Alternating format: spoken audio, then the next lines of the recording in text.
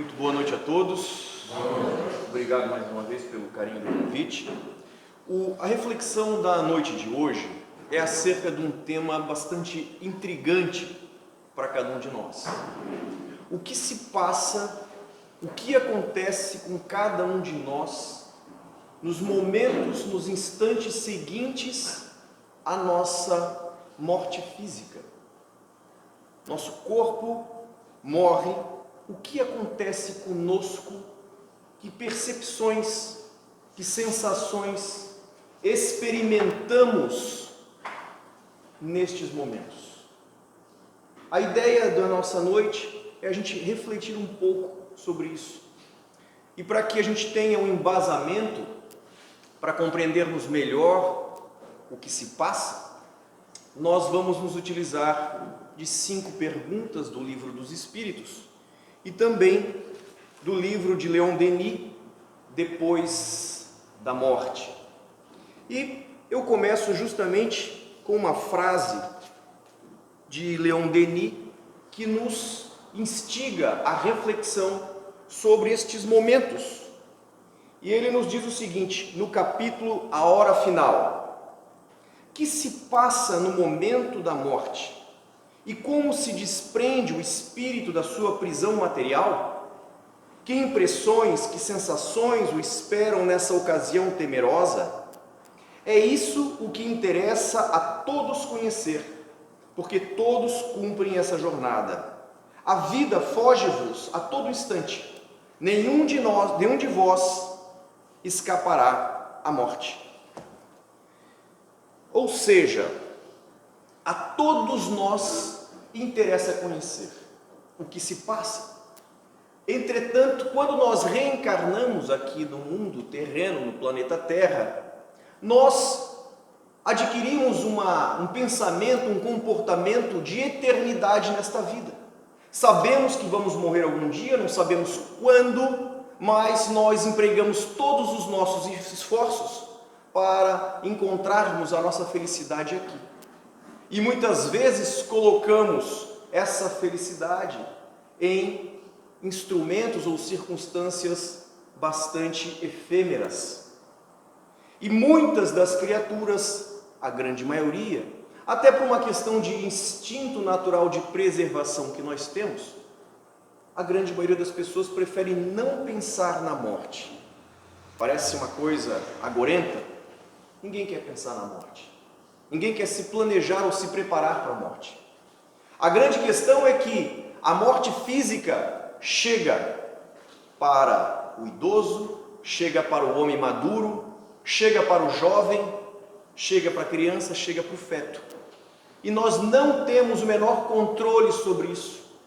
Não temos o controle sobre quando. A grande questão é: iremos partir deste mundo? Nós encaramos o mundo físico como nosso destino final, onde nós devemos buscar tudo aquilo que está ao nosso alcance para sermos felizes. E não nos damos conta de que, na verdade, nós reencarnamos numa estação. É como se fosse uma estação de trem. Muitas criaturas chegam todos os dias, outras tantas partem todos os dias. Significa dizer que a nossa permanência aqui, ela é limitada, ela é transitória.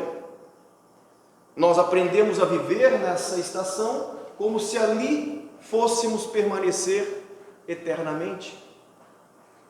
Grande parte da dúvida, do medo ou da insegurança sobre o que vem depois da morte, claro, deve-se a alguma educação religiosa ao longo dos séculos que colocava um véu sobre esses aspectos, colocando circunstâncias tenebrosas no pós-morte. Mas a doutrina espírita veio nos trazer a luz, nos esclarecer e, acima de tudo, nos dar a condição de estarmos nos preparando a cada dia para que tenhamos a condição de, pelo menos, compreender qual o nosso estado depois da morte. Por isso, Kardec pergunta no Livro dos Espíritos: a alma tem consciência de si mesma após deixar o corpo físico? criatura morreu, ela já se dá conta que morreu, ela já percebe o que está acontecendo com ela. E imediatamente não é bem o termo, dizem os espíritos. A alma passa algum tempo em um estado de perturbação. Cada um de nós, depois que desencarna, vai passar por esse processo de adaptação que os espíritos chamam de um período de perturbação, que pode ser mais curto ou mais longo. E Kardec continua, diz o seguinte: o conhecimento do Espiritismo exerce alguma influência sobre a duração mais ou menos longa da perturbação? Ou seja, conhecer o Espiritismo, estudar o Espiritismo, faz alguma diferença quando a gente desencarna? Essa é a pergunta. Né? Os Espíritos nos dizem, influência muito grande.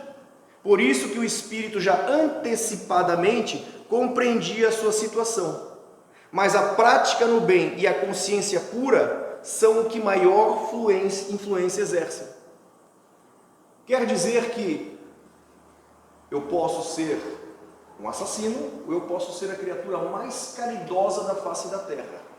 Se eu conheço o Espiritismo, eu tenho condições de identificar o meu estado, eu tenho condições de interpretar as leis de causa e efeito. Por que eu estou, por exemplo, em determinados ambientes?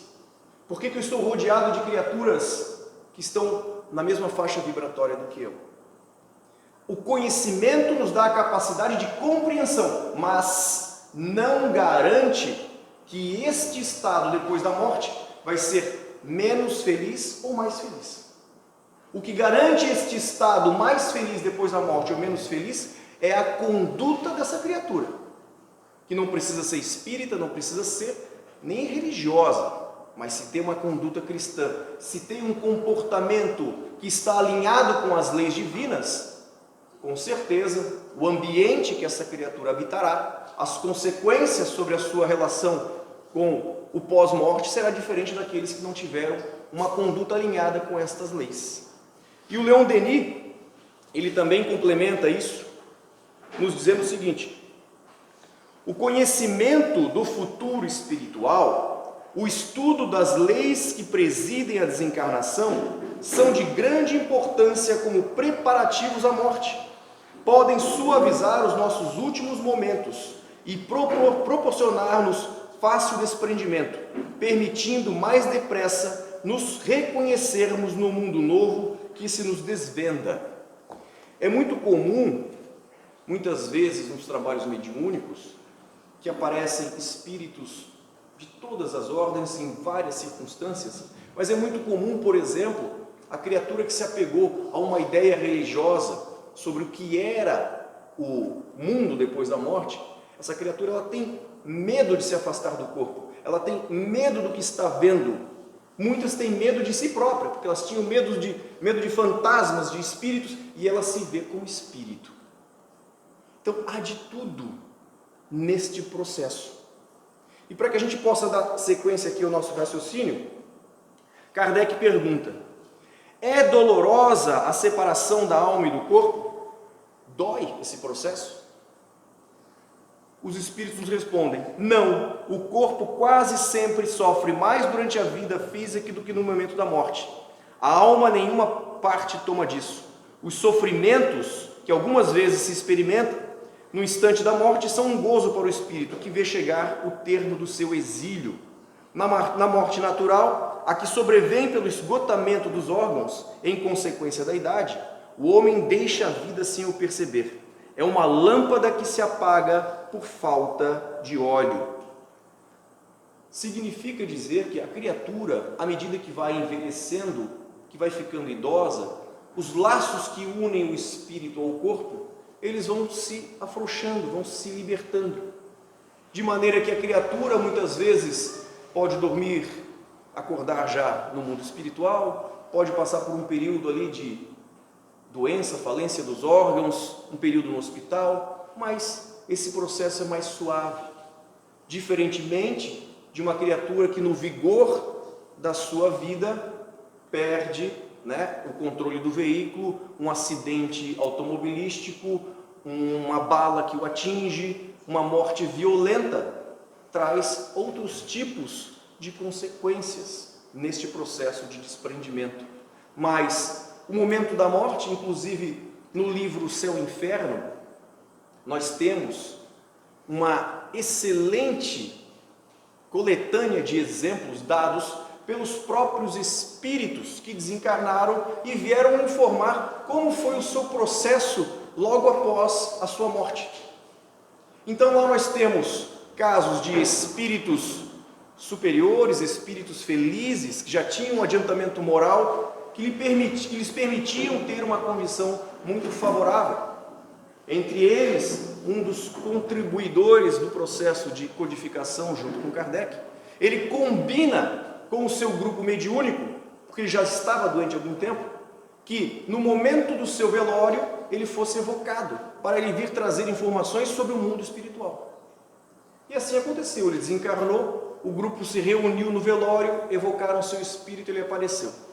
A maior dificuldade dele era encontrar na linguagem humana palavras que pudessem expressar o seu estado de felicidade. Que ele não encontrava palavras no vocabulário para exprimir tudo aquilo que ele vivia e vivenciava naquele momento, nos instantes seguintes da morte. E a pergunta de Kardec é: se dói esse processo da separação do corpo e da alma? Lá nós temos os espíritos felizes, os medianos, nós temos suicidas, homicidas, há de tudo. Uma coletânea de exemplos que nos ajudam a nos situarmos nesse universo do processo de desencarnação. Então há, por exemplo, um assassino que foi condenado à morte, foi decapitado. E os espíritos, os médiuns, trabalhadores da codificação, perguntam a esta criatura como ele se sentia, qual foi o que ele sentiu no momento em que ele foi decapitado.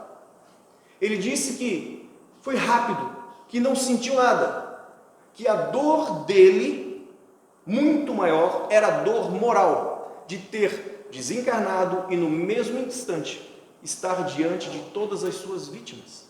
Que a sua dor moral era infinitamente superior a qualquer circunstância que demorou alguns segundos no processo de decapitação. Então, conhecer estes exemplos que a doutrina espírita nos traz, através dessa coletânea dos espíritos que por eles mesmos nos trazem essas informações, nos ajuda a refletir sobre isso, nos ajuda a começar a treinar o nosso processo. Muitas pessoas não querem pensar sobre a morte. Nós, assim como aqueles que amamos, podem deixar este planeta a qualquer momento. E para a gente concluir o raciocínio de Kardec,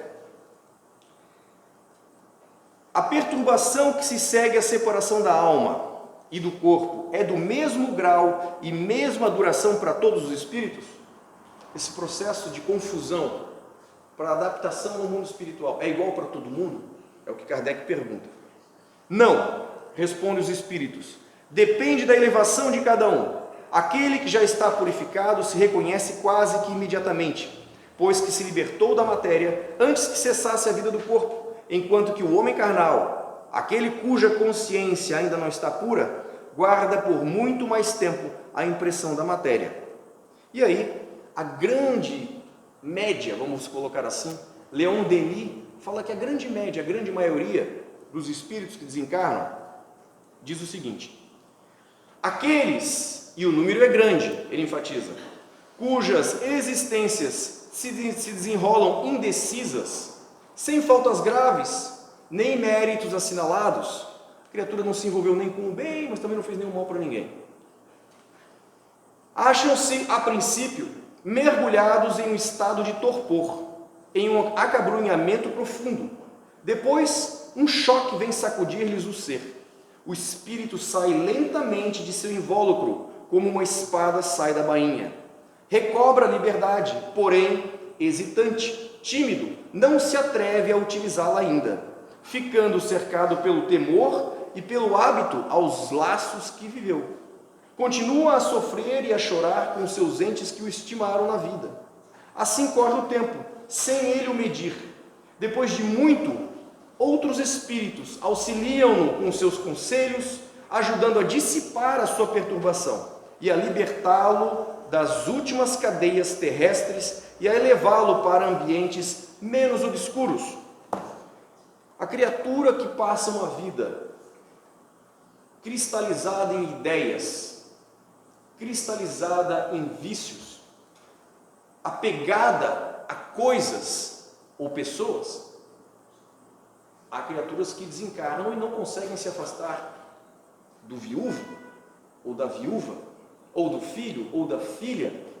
A criatura não consegue se desprender, tem um apego muito forte, não consegue se desprender da sua casa, das suas terras.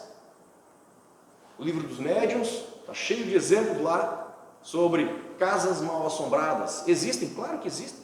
Nada mais são do que espíritos habitando aqueles ambientes que não conseguem se desvincular daquilo. Ainda pensam que lhe pertencem.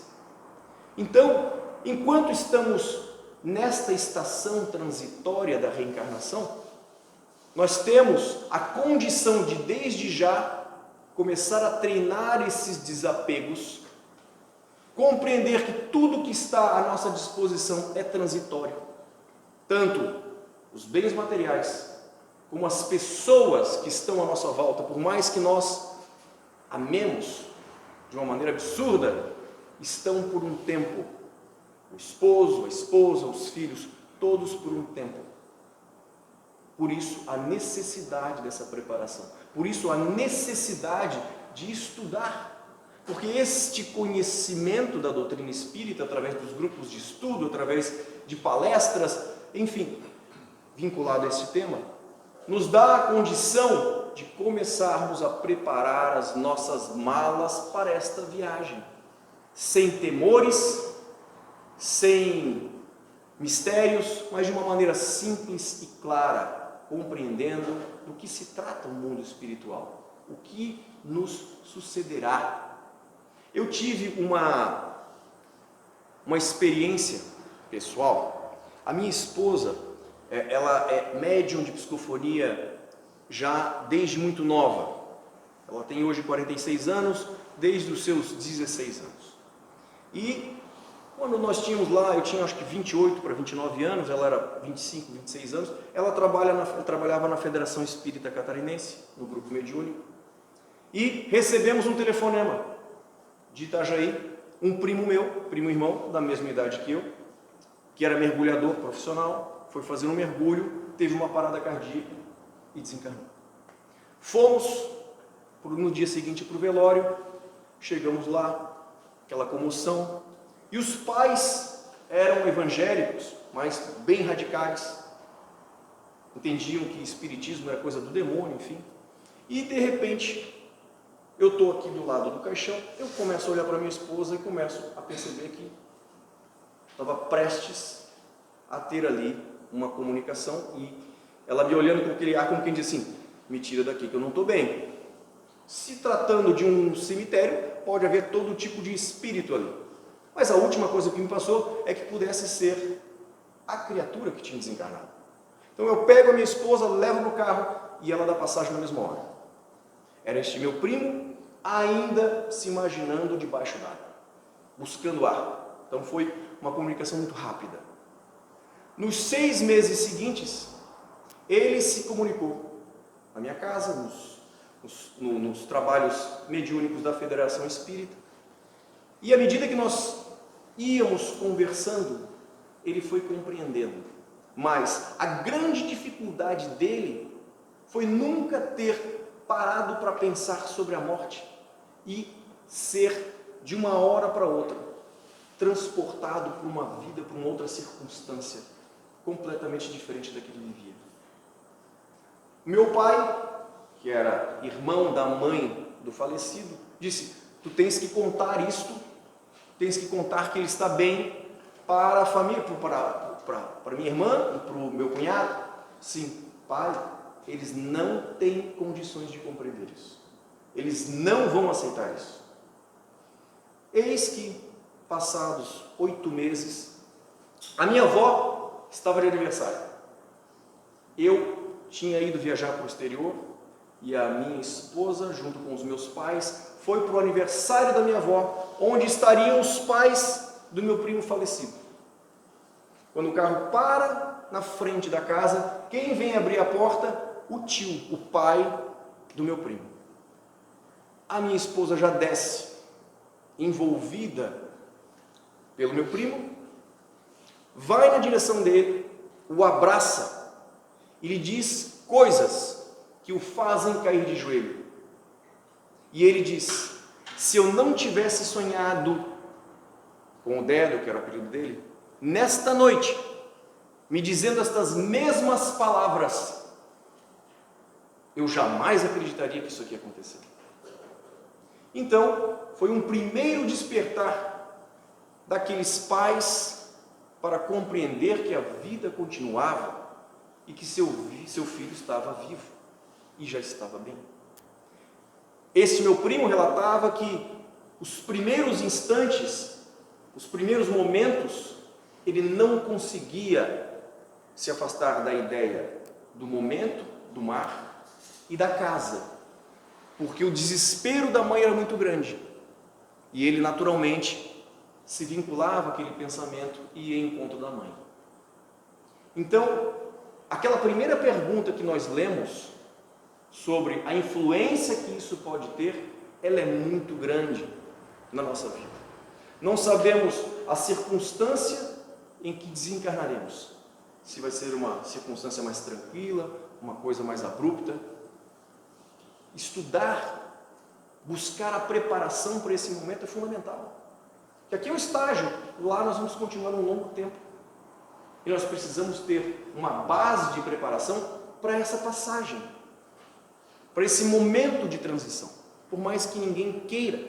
Eu já disse aqui numa outra palestra que até com os filhos essa questão do treino da morte é muito bom. Você consegue ser mais presente, sabendo que no dia seguinte aquela criatura pode não estar mais com você. Faz com que hoje você valorize o momento.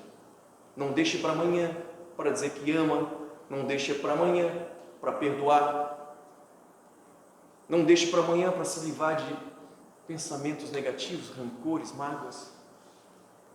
Começar a fazer hoje aquilo que temos que fazer. Compreender quais são as leis divinas, compreender o que está lá no livro Céu e Inferno, Código Penal da Vida Futura.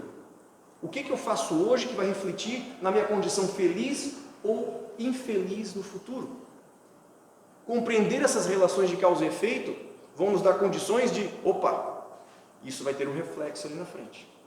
Porque muita gente joga lá para frente como uma coisa indefinida no futuro, quando o dia que a morte chegar eu me acerto com a justiça, sem conhecer quais são esses impactos. E Chico Xavier, na psicografia do irmão X, Humberto de Campos, ele tem lá Cartas e Crônicas, e Humberto de Campos, através de Chico Xavier, ele traz justamente isso, o treino para a morte. Eu vou pular aqui uma parte do texto, para que ele não fique muito extenso, mas Humberto de Campos ele coloca da seguinte maneira, que ele se sentia como um selvagem que morava completamente afastado da civilização e foi jogado no meio da civilização. Ele se sentia como um selvagem nesse processo. Tão grande era essa diferença. E ele nos dá alguns conselhos. Ele nos diz o seguinte: em razão disso, não posso reportar-me senão ao meu próprio ponto de vista com as deficiências do selvagem surpreendido junto à coroa da civilização. Preliminarmente, admito deva referir-me aos nossos antigos maus hábitos, que todos nós aqui temos. A cristalização deles aqui é uma praga tiranizante, quando a gente tem um determinado hábito que a gente não consegue largar. Comece a renovação de seus costumes pelo prato de cada dia. Diminua gradativamente a volúpia de comer a carne dos animais. O cemitério na barriga é um tormento depois da grande transição. O lombo do porco ou o bife de vitela, temperados com sal e pimenta, não nos situam muito longe dos nossos antepassados, os tamoios e os caiapós, que se devoravam uns aos outros. Os excitantes alcoólicos largamente ingeridos constituem outra perigosa obsessão. Tenho visto muitas almas de origem aparentemente primorosa dispostas a trocar o próprio céu pelo uísque aristocrático e pela nossa cachaça brasileira. Tanto quanto lhe seja possível, evite os abusos do fumo. Infunde pena à angústia dos desencarnados amantes da nicotina. Não se renda à tentação dos narcóticos. Por mais aflitivas lhes pareçam as crises do estágio do corpo, aguente firme os golpes da luta. As vítimas da cocaína, da morfina e dos barbitúricos demoram-se largo tempo na cela escura da sede e da inércia. E o sexo? Guarde muito cuidado na preservação do seu equilíbrio emotivo. Temos aqui muita gente boa carregando consigo o inferno rotulado de amor. Se você possui algum dinheiro ou detém alguma posse terrestre, não adie doações, caso esteja realmente inclinado a fazê-las. Grandes homens que admirávamos no mundo pela sua habilidade e seu poder, com que concretizavam grandes negócios, aparecem junto a nós, em muitas ocasiões, à maneira de crianças desesperadas por não conseguirem manobrar um talão de cheque. Em família, observe cautela com testamentos. As doenças fulminatórias chegam de assalto, e se a sua papelada não estiver em ordem, você padecerá muitas humilhações através de tribunais e cartórios. Sobretudo, não se apegue demasiado aos laços consanguíneos. Ame sua esposa, seus filhos e seus parentes com moderação, na certeza de que um dia você estará ausente deles e de que por isso mesmo agirão quase sempre em desacordo com a sua vontade, embora lhes respeitem a memória. Não se esqueça de que no estado presente da educação terrestre, se alguns afeiçoados lhes registrarem a presença extraterrena, depois dos funerais, na certa, intimá-lo-ão a descer aos infernos, receando-lhe a volta inoportuna. É muito comum a viúva que amava o marido, se por acaso tem lá uma certa visão e percebe a presença do marido, já fica apavorada e faz tudo quanto é coisa para que a criatura volte. Se você já possui o tesouro da fé religiosa, viva de acordo com os preceitos que abraça, principalmente os espíritas, né? É horrível a responsabilidade moral de quem já conhece o caminho, sem equilibrar-se dentro dele. Faça todo o bem que puder, sem a preocupação de satisfazer a todos. Convença-se de que você não experimenta simpatia por determinadas criaturas, e há muita gente que suporta você com muito esforço. Por essa razão, em qualquer circunstância, conserve o nobre sorriso. Trabalhe sempre, trabalhe sem cessar. O serviço é o melhor dissolvente das nossas mágoas. Ajude-se através do leal cumprimento de seus deveres. Quanto ao mais, não se canse, nem indague em excesso, porque com mais tempo ou menos tempo, a morte lhe oferecerá o seu cartão de visita, impondo-lhe ao conhecimento tudo aquilo que por agora não lhes posso dizer. Então, meus irmãos, o tempo é curto, a vontade é falar, por exemplo, de todas as experiências mediúnicas, o que acontece com esses espíritos, a dificuldade daqueles que utilizam drogas, a dificuldade dos suicidas, tantos casos, os mais variados, que o próprio trabalho mediúnico nos cria uma enciclopédia. E a criatura humana, o espírita aqui, ao contato dessas informações, ao contato da vivência desses trabalhos mediúnicos, com a experiência dos próprios espíritos, incide nos mesmos erros, está assinando a própria sentença do sofrimento, né?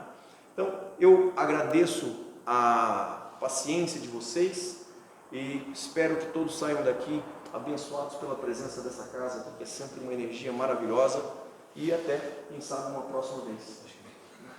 Obrigado.